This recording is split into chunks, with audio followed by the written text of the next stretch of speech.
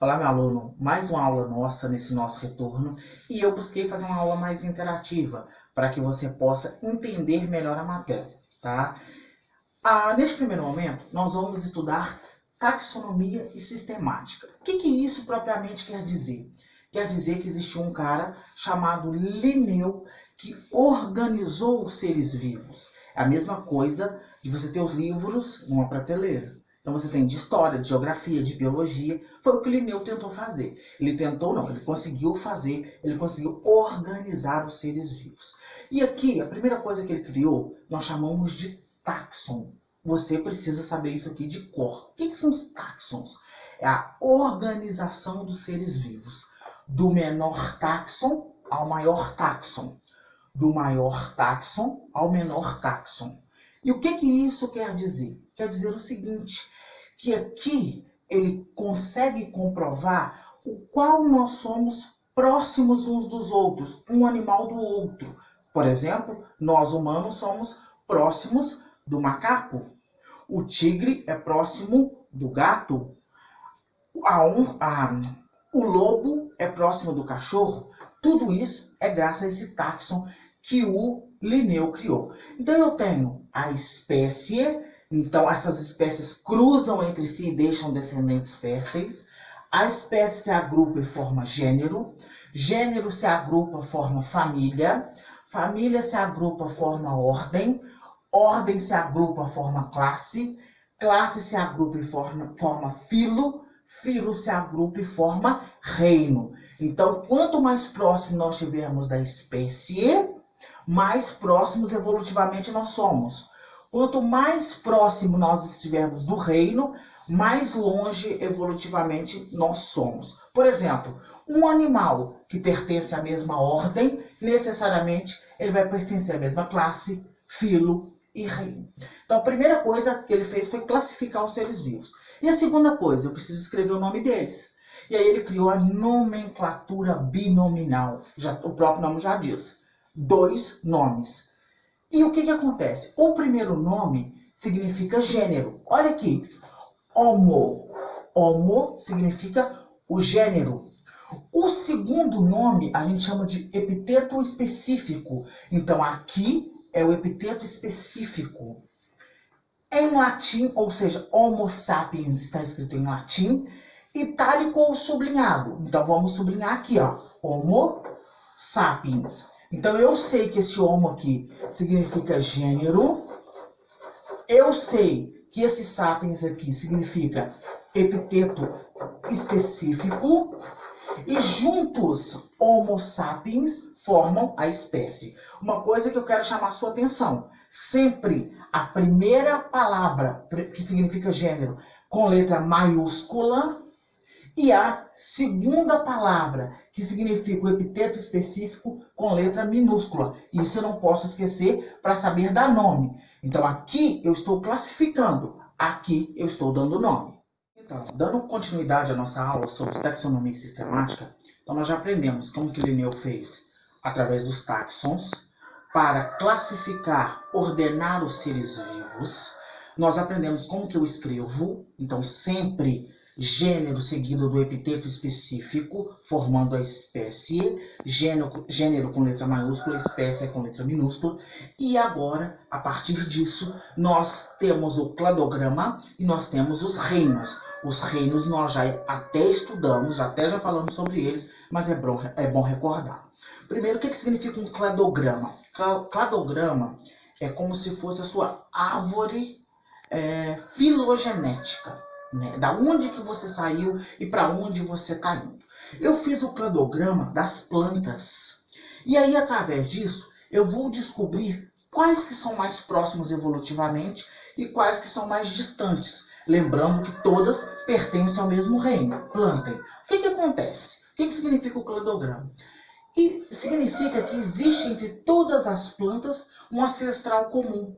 E que através da evolução, essas plantas foram evoluindo até ter o que nós temos hoje. Então, o que acontece aqui? Como é que é dividido esse cladograma? Então, existe um ancestral comum. Esse ancestral comum evoluiu, formou as briófitas. As briófitas evoluíram e formaram as pteridófitas. Aqui eu tenho como exemplo os musgos, aqui eu tenho como exemplo as samambaias. As pteridófitas evoluíram e criaram as gimnospermas. Gimnospermas eu tenho como exemplo os pinheiros. E eles evoluíram e formaram as angiospermas. Como exemplo das angiospermas, eu tenho a laranjeira. Então, são formas evolutivas. A menos evolutiva até a mais evolutiva. Lembrando que estes pontinhos significam nós na evolução, tá? Então, basicamente, o cladograma quer dizer isso. Outra coisa importante. Briófitas está mais próximo de quem? De pteridófitas. Então, caiu uma questão perguntando para você. As pteridófitas evolutivamente são próximas de quem? Então, elas são próximas das gimnospermas e das briófitas. São longe das angiospermas. Pergunta para você na prova. Angiosperma é mais próxima evolutivamente de quem? Você vai responder gimnosperma. Então, evolutivamente, gimnospermas e angiospermas são próximas.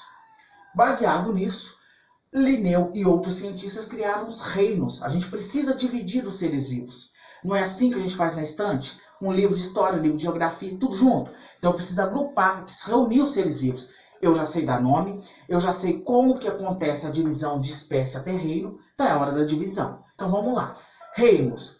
Monera são as bactérias, os seres procariontes. Reino protista, protozoários e algas. Por que eles estão no mesmo local?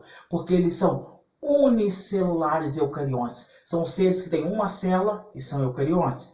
Eu tenho os fungos, aquele exemplo do mofo da parede. Então ele está no reino próprio dele, fungi. Eu tenho o reino plantae, as plantas, seres eucariontes que realizam fotossíntese. E eu tenho nós, né, o reino animalia, que são os animais. Então basicamente seria a atividade aqui. Como eu falei para vocês, vamos fazer uma aula mais interativa. Então eu vou estar fazendo exercícios com vocês na aula para que vocês entendam, tá? E sei que muitos alunos estão atarefados com o PET, aquele de escola pública, e aquele de escola particular também tem as suas tarefas. Então sempre vai acontecer da gente você fazer para mim questões de marcar 4 questões e questões discursivas 3 questões. Essas questões discursivas vão ser passadas na hora da aula, então fica atento, tá? Então vamos lá, primeira atividade. Eu tenho que ler e saber o que está pedindo. Então vamos lá. Quais dos grupos estão mais relacionados entre si? Então, o que eu aprendi? Quanto mais próximo da espécie, mais evolutivamente próximos nós estamos. Quanto mais longe da espécie, mais distantes evolutivamente nós estamos. Então, a pergunta é simples. Quais dos grupos estão mais relacionados, mais próximos entre si? Gênero, classe, filo ou reino? É só você observar aquele que está mais próximo do que? Aquele que está mais próximo da espécie. Então, quem aqui está mais próximo da espécie? Gênero. Resposta correta é a letra A.